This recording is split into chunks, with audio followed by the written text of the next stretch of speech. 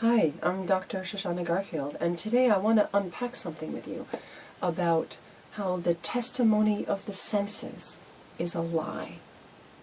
And it doesn't mean that things don't happen, but it's like, have you ever had a dream, a really bad dream, where something really horrible is happening, and then you suddenly wake up and your heart is racing and you're full of fear, and then, that was just a dream.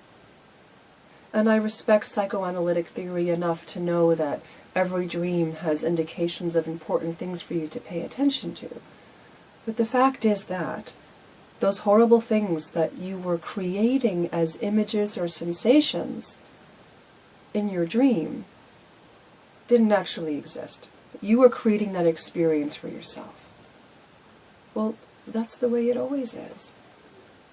Whatever going on that's happening, or that has happened even if a very long time ago, when you think about it now, you're recreating it through the experience of your senses.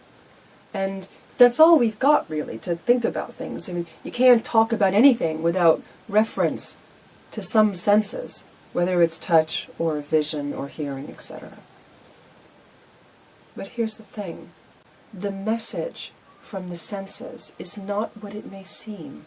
That no matter how painful or awful an experience may have been, that, to further unpack the concept that the testimony of the senses is a lie, doesn't mean that you've been harmed. And it doesn't mean that you must feel certain things because of that experience. And certainly not that you must feel those things forever and ever. That's a lie. That's a lie.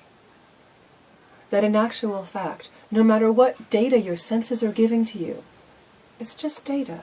Strip away from all that data coming in the label of testimony, because what's happening is that you are allowing these instant unconscious valuations to occur, which then turn into thoughts, which then generate feelings.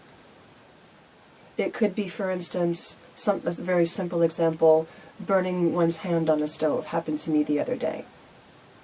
And I could say to myself, oh God, that was so stupid, and beat myself over this.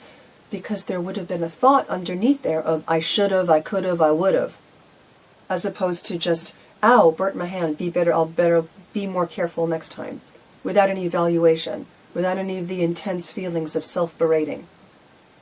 That there's nothing inherent in the burn that means I must think or feel anything. It's an experience of the skin. And everything is already well.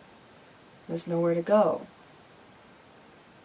So all this testimony of the senses is covering up a whole mess of thought process that's converting your experience into valuations. I urge you today, just take a step back and be aware of when you allow the data to turn into testimony, to allow the senses to lie to you through pre-processing that you're not even aware of. And let yourself become a bit more aware. Slow it down a bit more. Take away the power of that testimony. Let it become just data again. And know that nothing you're experiencing is any more reality than a dream. There's a metaphor. If you've ever had the experience of flying in a plane and you've been under the clouds, and then you go through the clouds and it's all bright and sunny, because it's always bright and sunny above the clouds, isn't it? At least in daytime. But underneath the clouds there can be quite stormy weather, and those two levels coexist at the same time. When you're lost in the testimony of data, you're flying under the cloud cover, you're flying in the storms. But when you strip away the testimony of it, you're back in the sunshine. So with very best wishes from the bottom of my heart, for you to have a wonderful week. Bye for now.